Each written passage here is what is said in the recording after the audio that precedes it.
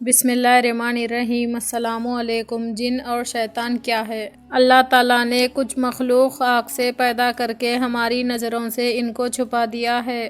ان کو جن کہتے ہیں، وہ ہم کو دیکھتے ہیں، ہم ان کو نہیں دیکھ سکتے۔ ان میں اچھے اور برے ہر طرح کے ہوتے ہیں۔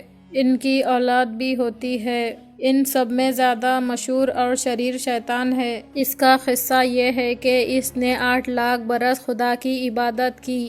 زمین و آسمان میں ایک بلاشت بھری کوئی جگہ ایسی نہیں چھوڑی کہ جہاں اس نے سجدہ نہ کیا ہو۔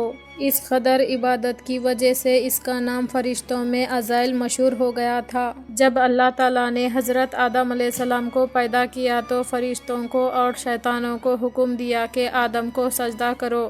سب فرشتوں نے سجدہ کیا اور شیطان نے بڑائی اور غرور کی وجہ سے سجدہ نہ کیا۔ اللہ تعالیٰ نے فرمایا کہ اے ابلیس، تو نے ہمارے حکم سے آدم کو سجدہ نہ کیا۔ شیطان نے کہا کہ میں آدم سے اچھا ہوں، مجھے تو نے آگ سے پیدا کیا اور آدم کو ایک سڑی ہوئی مٹی سے، پھر میں اس حقیر ذلیل کو کیسے سجدہ کروں؟ اللہ تعالیٰ نے فرمایا اے شیطان، تو نے ہماری نافرمانی کی اور تو نے تکبیر کیا، بس دور ہو جا ہم سے اور نکل جا ہماری جنت سے، تو بے حکومی کر کے کافر ہو گیا۔ قیامت تک تجھ پر ہماری لعنت اور پھٹکار ہے۔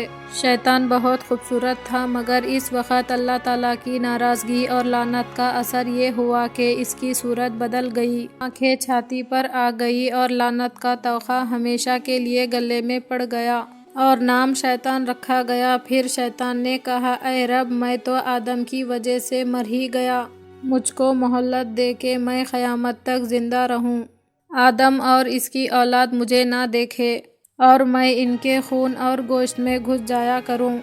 حکم ہوا، یہ درخواست تیری قبول کی اور تجھ کو مہلت دی۔ شیطان نے کہا بس اب میرا کام بن گیا، مجھے بھی تیری ذات کی قسم ہے کہ آدم سے اور اس کی اولاد سے بدلہ لوں گا اور ان کو تیرے حکموں سے روکوں گا، مگر جو تیرا تابعدار بندہ ہوگا۔